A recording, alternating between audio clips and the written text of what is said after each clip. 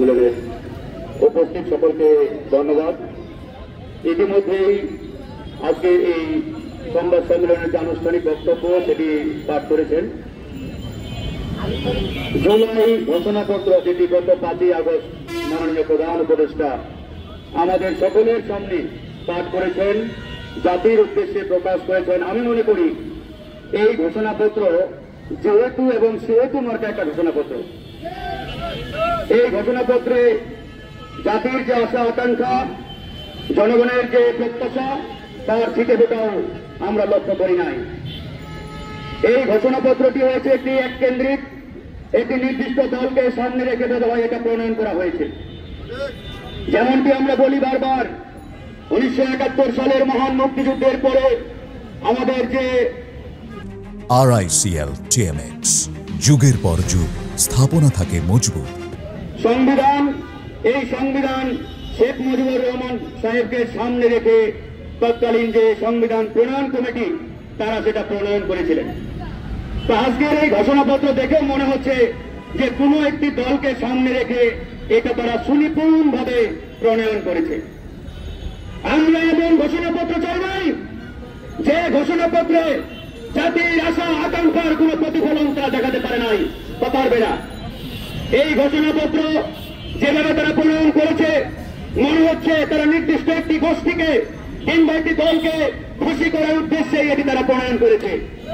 এই ঘোষণাপত্রে আমাদের জাতিসত্তার যে ইতিহাস, এই বাংলাদেশের যে ইতিহাস, সেই ইতিহাসের পরতে পরতে জনগণের কোন অংশগ্রহণ আমরা লক্ষ্য করি নাই। এই যে জুলাই গণঅভ্যুত্থান, যে গণঅভ্যুত্থানে প্রায় 2000 ছাত্র জনতা জীবন নিয়েছেন, হাজার হাজার মানুষ রক্ত ঝরিয়েছেন, যাদের আত্মত্যাগের বিনিময়ে আজকের এই বাংলাদেশ, তাদের অবদানকে এই ঘোষণাপত্রে তুলে ধরা হয় নাই। এই ঘোষণাপত্রে 47 নেই, 71 আছে, কিন্তু সেটাও এক পেশে। এরপরে আমি যদি আজকে প্রশ্ন করি, এই যে জুলাই গণঅভ্যুত্থান 2024 সালের আগস্ট এবং জুলাই মাসে, এটি ওই 71কে কেন্দ্র করে সংগঠিত হয় নাই।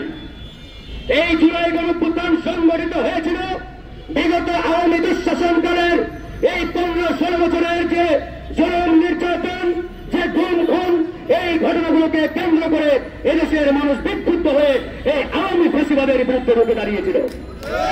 প্রিয় ভাইরা আমার, আজকে 2009 সালের যে পিলখানার নারকীয় হত্যাকাণ্ড, এই নারকীয় হত্যাকাণ্ডের মাধ্যমে আওয়ামী ফ্যাসিবাদকে আনুষ্ঠানিকভাবে এই বাংলাদেশে ভারতীয় পরিকল্পনায় তারা প্রতিষ্ঠা করেছিল।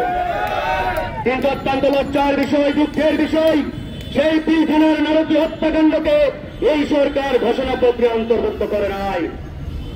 2013 সালের 5ই মে শাপলা চত্বরে হেফাজতে ইসলামের উপরে সেই ভারতীয় পরিকল্পনায় আওয়ামী সেই গুন্ডা বাহিনীর যে নারকীয় তাণ্ডব, এই তাণ্ডবকেও তারা উল্লেখ করে নাই।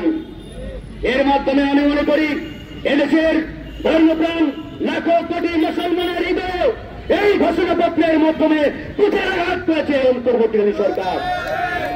আমার সবচেয়ে অবাক লাগে যে আন্দোলনের বীজ আমরা 2018 সালে স্থাপন করেছিলাম ঢাকা বিশ্ববিদ্যালয়ের মাটিতে, সেই ঐতিহাসিক কোটা আন্দোলনের মাধ্যমে। সেই কোটা আন্দোলন না হলে এই 24 সালের গণঅভ্যুত্থান হতো কিনা, এটা কিন্তু বড় একটা প্রশ্নের বিষয়। আপনারা জানেন সেই কোটা আন্দোলন করতে গিয়ে আমরা হাজারো বাধা বিপত্তি, হামলা মামলা